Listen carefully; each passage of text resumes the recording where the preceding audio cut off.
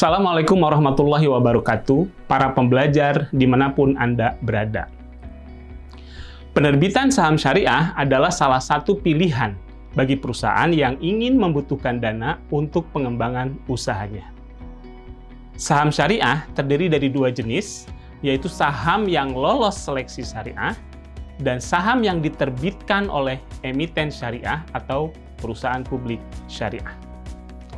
Kedua jenis saham syariah tersebut dapat diterbitkan oleh emiten melalui proses penawaran umum atau oleh perusahaan publik.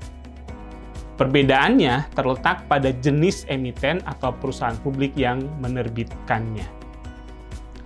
Perusahaan publik atau emiten yang dalam anggaran dasarnya secara tegas menyatakan sebagai perusahaan syariah disebut perusahaan publik syariah atau emiten syariah. Saham yang diterbitkan oleh perusahaan publik syariah atau emiten syariah tidak perlu lagi dilakukan seleksi syariah. Sedangkan saham yang diterbitkan oleh perusahaan publik atau emiten melalui proses penawaran umum harus melalui seleksi syariah sebanyak 2 kali dalam setahun, yaitu setiap Mei dan November, untuk menjadi saham syariah. Penerbitan saham syariah melalui proses pengajuan dokumen pernyataan pendaftaran penawaran umum atau perusahaan publik yang ditujukan kepada pihak otoritas jasa keuangan. Salah satu dokumen penting penawaran umum yang harus disiapkan adalah prospektus, yaitu setiap informasi tertulis sehubungan dengan penawaran umum dengan tujuan agar pihak lain membeli efek. Penawaran umum yang dilakukan oleh emiten syariah harus menyampaikan informasi tambahan sebagai berikut.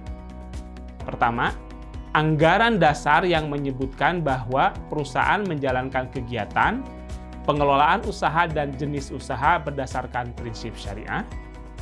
Kedua, daftar nama anggota dan tugas kewajiban Dewan Pengawas Syariah.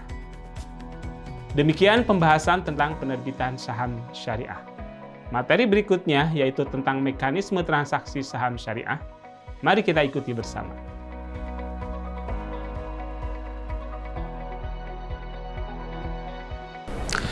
Secara umum, transaksi saham dapat dibagi menjadi transaksi di pasar perdana dan transaksi di pasar sekunder. Pasar perdana artinya investor membeli saham pada saat penawaran umum atau sering disebut dengan initial public offering atau IPO. Transaksi yang terjadi adalah antara investor dengan emiten atau perusahaan yang melakukan penawaran umum. Selain itu, investor dapat juga melakukan transaksi di pasar sekunder, di mana transaksi yang terjadi sudah tidak lagi melibatkan emiten, tetapi antara investor jual dengan investor beli melalui perantara perusahaan efek. Mekanisme penerbitan saham syariah di pasar modal Indonesia secara sederhana dapat digambarkan sebagai berikut.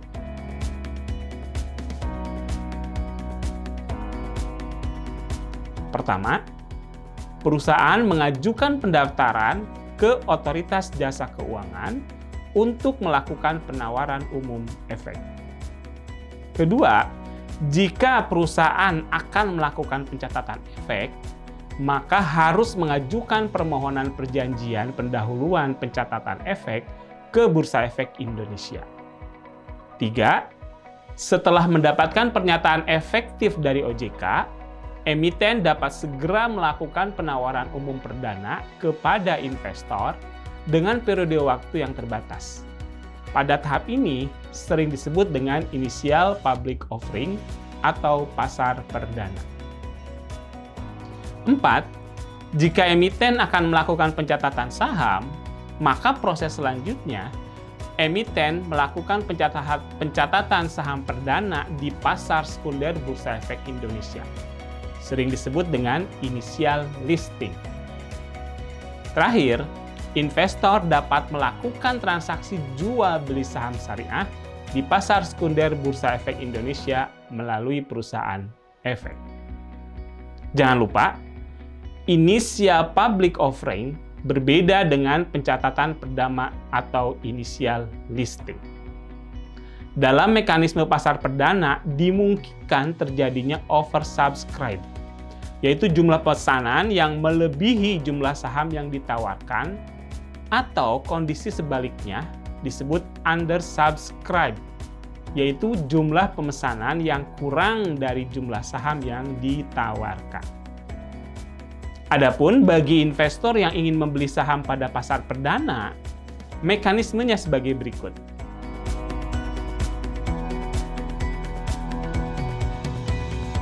Pertama, investor harus mengisi formulir pemesanan pembelian saham dan melakukan setoran dana ke bank kastodi yang sudah ditunjuk, kemudian menyerahkan form pemesanan atau identitas diri serta bukti setor ke agen penjual.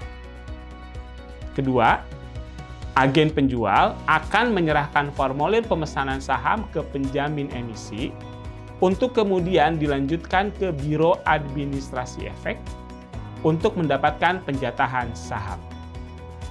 Setelah mendapatkan konfirmasi dari BAE atau Biro Administrasi Efek, maka informasi tersebut akan langsung disampaikan kepada investor.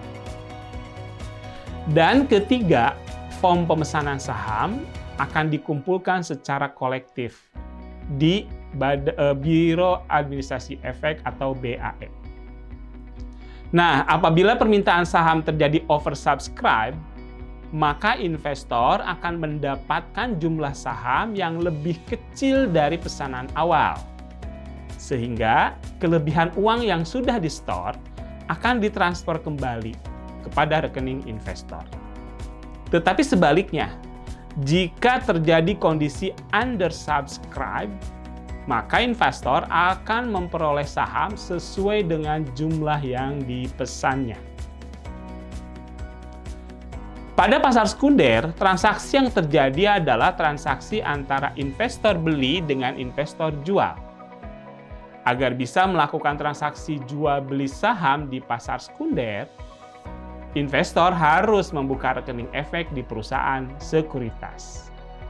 Nah, berikut merupakan mekanisme transaksi saham di pasar sekunder.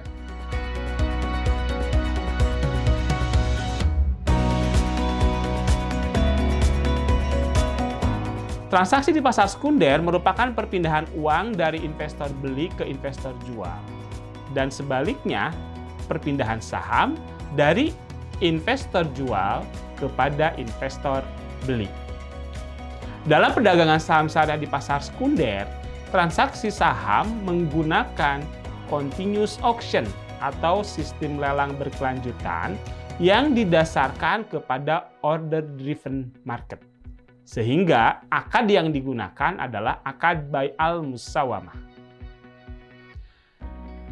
Perlu diketahui bahwa transaksi yang dilakukan sudah berbentuk scriptless atau tanpa bukti fisik saham, di mana setiap transaksi minimal dalam satuan lot yang terdiri dari 100 saham. Selain itu, transaksi di pasar modal syariah juga dapat dilakukan melalui beberapa segmen pasar, yaitu sebagai berikut. Pertama, kita sebut sebagai pasar reguler, yaitu pasar di mana proses perdagangan efek di bursa efek dilaksanakan berdasarkan proses tawar-menawar secara lelang yang berkelanjutan dengan waktu penyelesaian transaksi pada hari bursa kedua atau sering disebut dengan T+2. Kedua, pasar negosiasi, yaitu pasar di mana perdagangan saham dilakukan antara investor secara langsung tanpa mekanisme lelang berkesinambungan. Waktu penyelesaian transaksi disesuaikan dengan kesepakatan para pihak. Ketiga, yaitu disebut dengan pasar tunai, adalah pasar di mana perdagangan efek di bursa dilaksanakan berdasarkan proses tawar-menawar secara lelang yang berkelanjutan tetapi penyelesaiannya dilakukan pada hari bursa yang sama, atau sering disebut dengan T+0. Demikian pembahasan tentang mekanisme transaksi saham syariah. Materi berikutnya adalah tentang penilaian saham. Mari kita ikuti bersama.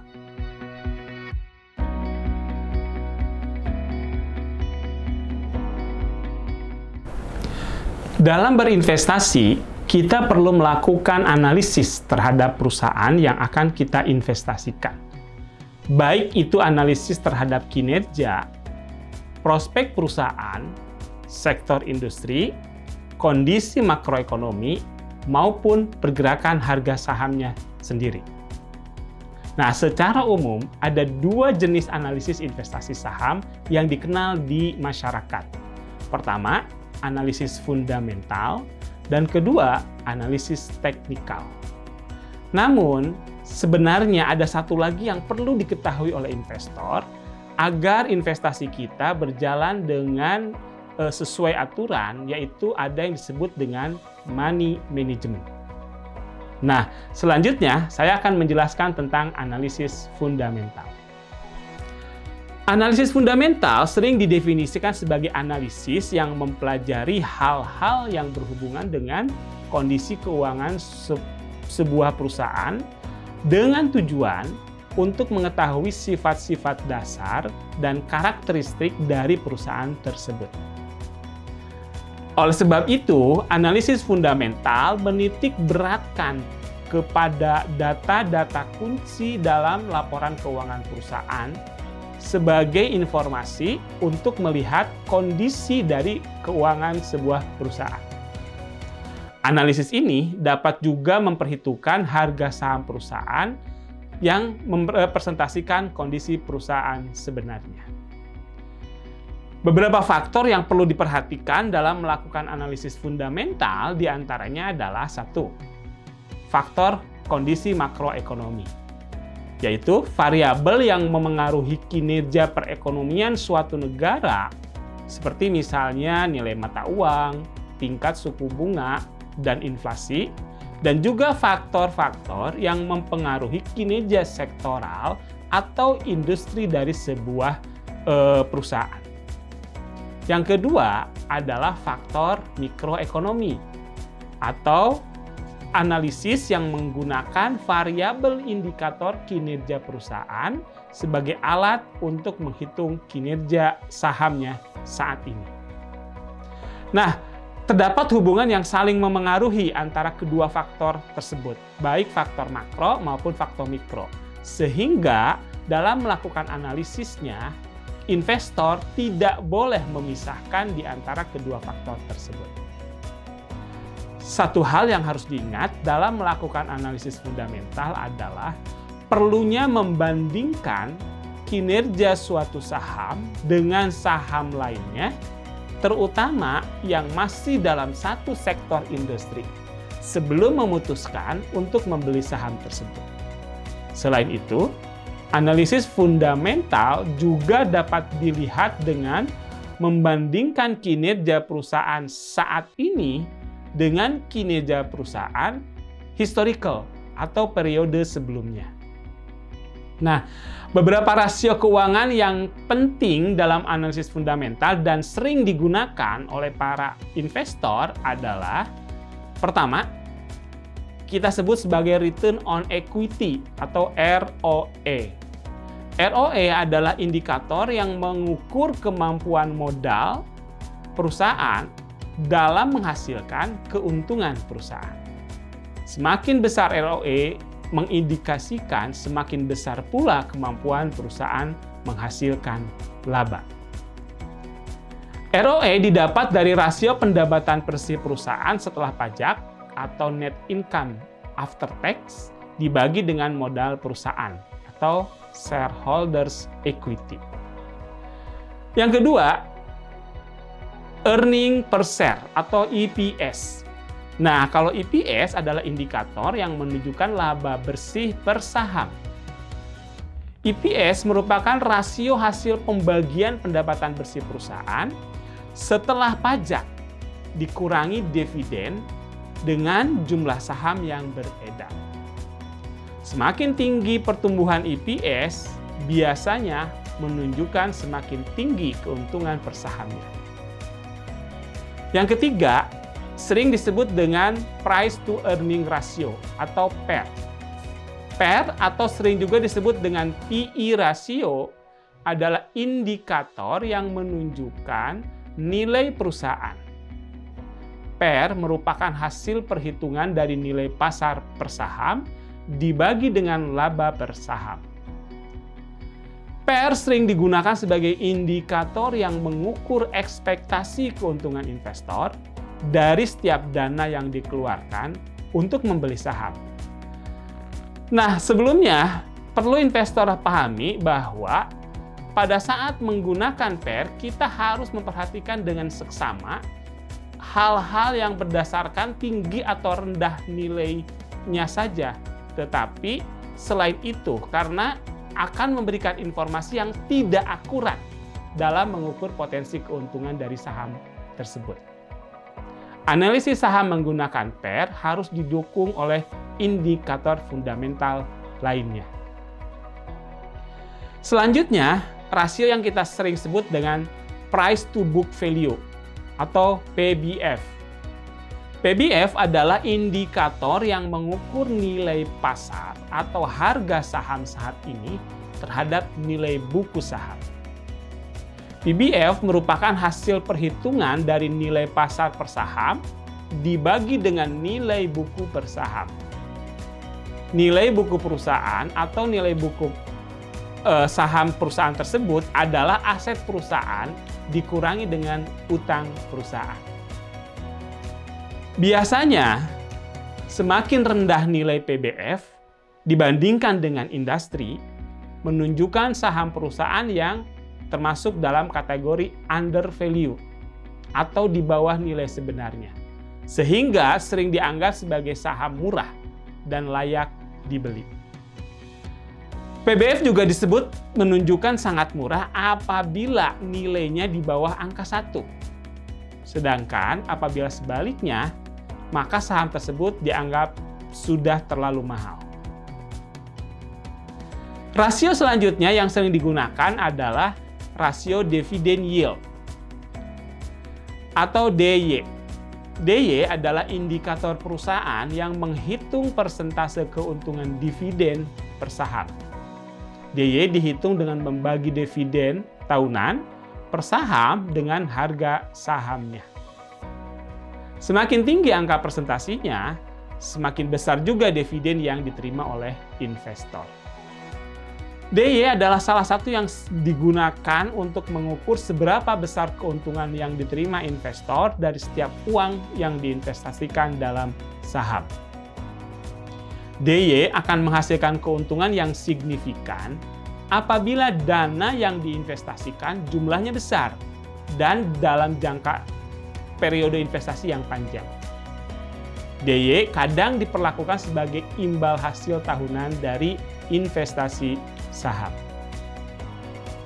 Rasio yang lainnya adalah rasio debt to equity ratio atau DER.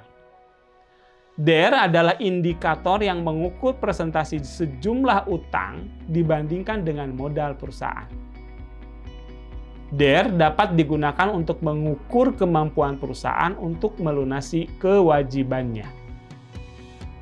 DER merupakan perhitungan dari total utang perusahaan dibagi modal sendiri perusahaan. Semakin kecil nilai DER, maka perusahaan tersebut relatif lebih sehat karena komposisi modal perusahaan lebih besar daripada utangnya. DER sering juga disebut dengan istilah gearing ratio. Nah, para pembelajar, setelah kita mempelajari analisis fundamental, selanjutnya yang perlu kita pelajari adalah analisis yang kita sebut dengan analisis teknikal. Analisis teknikal adalah metode analisis berdasarkan kinerja saham syariah yang menggunakan pendekatan pergerakan teknis dari harga saham tersebut. Analisis teknikal menggunakan pergerakan historis harga saham sebagai dasar dalam menghitung atau memprediksi arah pergerakan saham di kemudian hari. Oleh karena itu, analisis teknikal lebih merefleksikan kinerja harga saham dan bukan menggambarkan kinerja dari perusahaan tersebut. Untuk melakukan analisisnya, diperlukan alat bantu khusus teknikal yang biasanya berupa chart atau diagram. Analisis teknikal berupaya untuk mengidentifikasi pola dan tren harga dalam sebuah pasar keuangan, khususnya pasar saham, serta berupaya untuk mengeksploitasi pola tersebut dengan anggapan pola akan berulang di kemudian hari. Nah, secara umum ada 3 jenis tren dalam pasar modal, yaitu pertama, sering disebut dengan tren bullish, yaitu kondisi di mana periode investor yang melakukan aksi beli secara akumulasi terhadap suatu saham lebih banyak dibandingkan dengan investor yang melakukan aksi jual. Tren bullish ditandai dengan harga yang cenderung naik dari harga sebelumnya. Lawan dari tren bullish adalah tren bearish, yaitu periode di mana investor yang melakukan aksi beli secara akumulasi terhadap suatu saham lebih sedikit dibandingkan dengan investor yang melakukan aksi jual. Tren bearish ditandai dengan harga yang cenderung turun dari harga sebelumnya. Nah, yang terakhir ada istilahnya yang disebut dengan tren sideways, yaitu suatu masa atau suatu kondisi di mana harga naik dan turunnya suatu saham terbatas dalam rentang harga yang sempit. Hal ini terjadi karena investor yang melakukan aksi beli dan aksi jual cenderung seimbang. Selain mempelajari tren pasar, dalam analisis teknikal juga dikenal beberapa pola atau pattern dari pergerakan harga saham yang dijadikan sebagai indikator untuk melihat harga suatu saham akan naik atau turun. Beberapa pola yang cukup dikenal antara lain disebut dengan double bottom, double top, cup and handle, head and shoulder, dan pola-pola lainnya. Demikian pembahasan tentang penilaian saham. Materi berikutnya yaitu tentang indeks saham syariah dan inovasi produk. Mari kita ikuti bersama.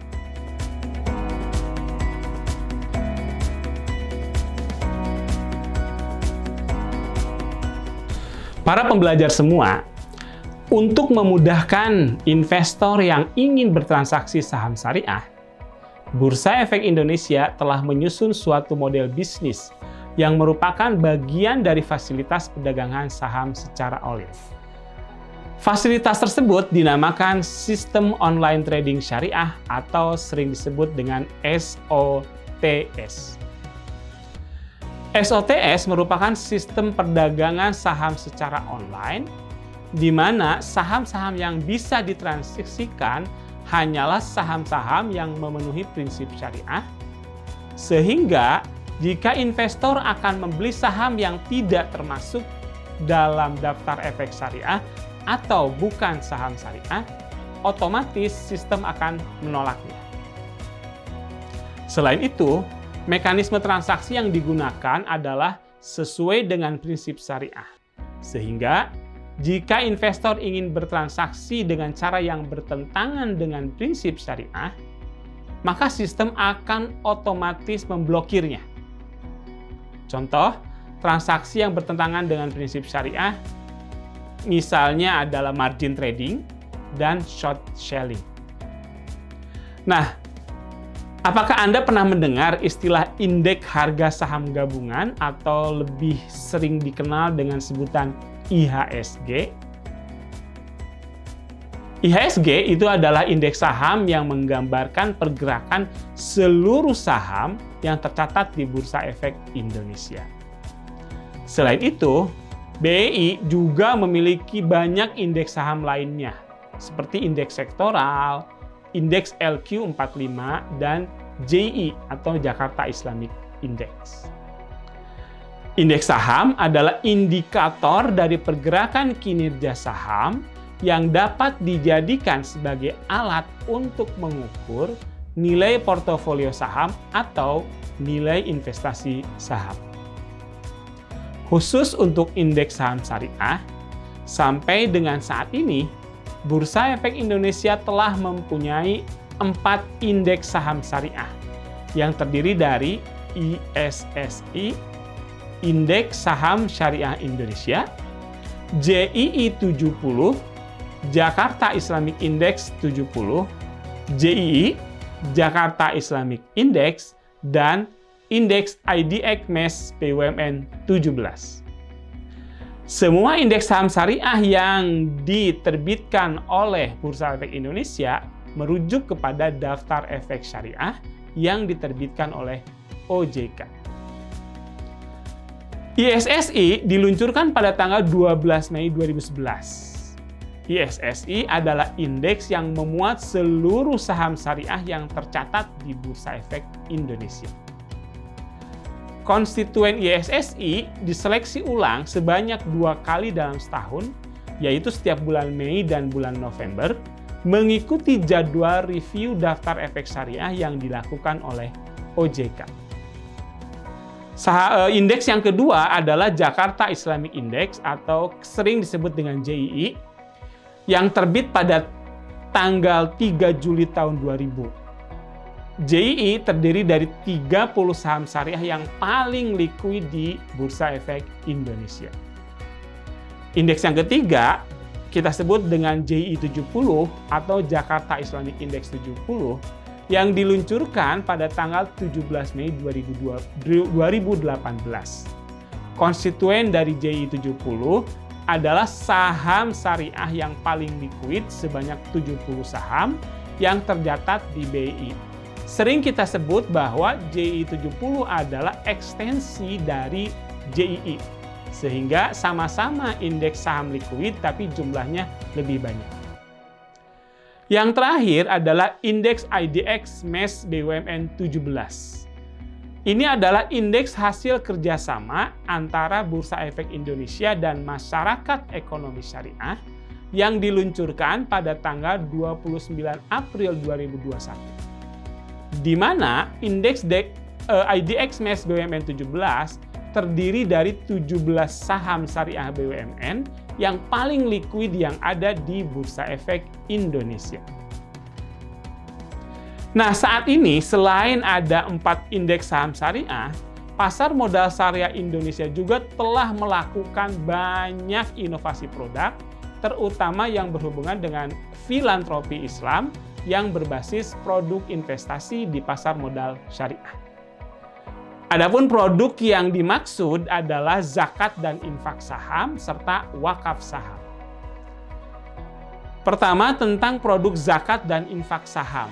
Produk ini adalah produk yang berbasis zakat mal, sehingga cara perhitungannya, baik nisab dan haulnya, menggunakan kriteria dan persyaratan zakat mal. Nah, zakat saham ini khusus dilakukan oleh investor yang saham yang ingin melakukan pembayaran zakat, di mana objek zakatnya adalah saham tersebut. Investor tidak perlu mengubah saham yang dimiliki menjadi uang untuk menunaikan zakat, karena investor dapat langsung menjadikan saham sebagai objek zakat dan ditunaikan dalam bentuk saham yang disetorkan ke rekening dana investor yang dimiliki oleh lembaga amil zakat. Perlu dipastikan apakah perhitungan zakatnya akan diambil dari keuntungan atau dari total saham yang dimiliki. Nah, yang kedua adalah wakaf saham. Wakaf saham merupakan pengembangan dari wakaf uang tunai atau yang sering kita sebut sebagai wakaf produktif, di mana objek wakafnya adalah saham syariah tersebut yang tujuannya adalah untuk meningkatkan nilai dan fungsi dari wakaf uang, sehingga tidak hanya dalam bentuk uang, investor dapat menyetorkannya dalam bentuk saham.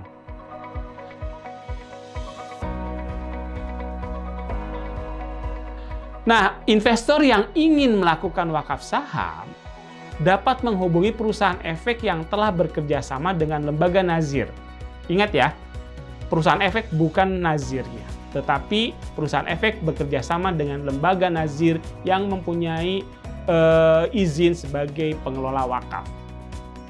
Selanjutnya, saham yang diwakafkan oleh investor diberikan kepada lembaga nazir dalam bentuk pemindah bukuan secara saham to saham yang dilakukan di perusahaan sekuritas yang nanti akan dikelola oleh nazir untuk kepentingan umat. Demikian pembahasan tentang indeks saham syariah dan inovasi produk yang ada di pasar modal syariah Indonesia.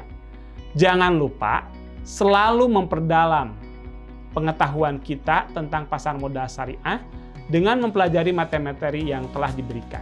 Semoga bermanfaat, selamat belajar dan terima kasih. Assalamualaikum warahmatullahi wabarakatuh.